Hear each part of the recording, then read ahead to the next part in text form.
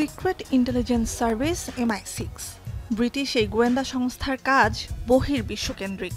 অন্যদিকে MI5 অভ্যন্তরীণ গোয়েন্দা সংস্থা, যেটি কাজ করে যুক্তরাজ্যের জাতীয় নিরাপত্তা নিয়ে। MI6 এর ভেতরে ডাবল এজেন্ট হিসেবে কাজ করা রাশিয়ার এক গুপ্তচরের খোঁজে টানা 20টা বছর পার করেছে MI5।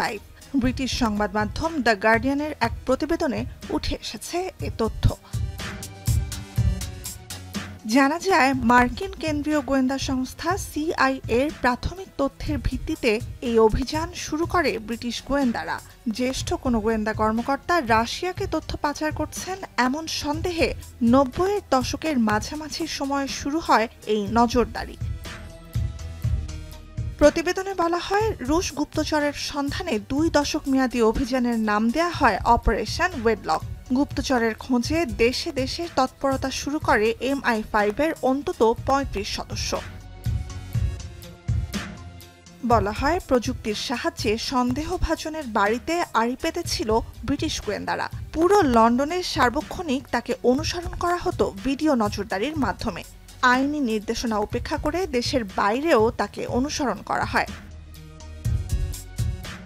তবে শেষ পর্যন্ত বিপুল অর্থ আর সময় ব্যয় করেও কোনো প্রমাণ জোগাড় করতে পারেনি MI5। ফলে 2015 সালে দীর্ঘমেয়াদী এই অভিযানে টানতে হয় ব্যর্থ সমাপ্তি। ওয়েডলক টিমের সন্দেহভাজন কর্মকর্তা ততদিনে MI6 ছেড়েও দেন। সে সময় প্রায় 2500 কর্মী নিযুক্ত ছিল সংস্থাটিতে। 2022 সালে ইউক্রেনে রাশিয়ার সামরিক অভিযান শুরুর পর থেকেই উত্তপ্ত লন্ডন মস্কো কূটনীতি। মিত্র দেশ হিসেবে যুক্তরাজ্য যুদ্ধে ইউক্রেনকে অস্ত্র সরবরাহের পাশাপাশি নানা নিষেধাজ্ঞা আরোপ করে রাশিয়ার ওপর। অন্যদিকে মস্কোর অভিযোগ, রাশিয়ার ভেতরে নাশকতার লক্ষ্যে ইউক্রেনের সেনাদের প্রশিক্ষণ দেয় ব্রিটিশ গোয়েন্দারা। নুজহাত কামাল, এখন বিশ্ব।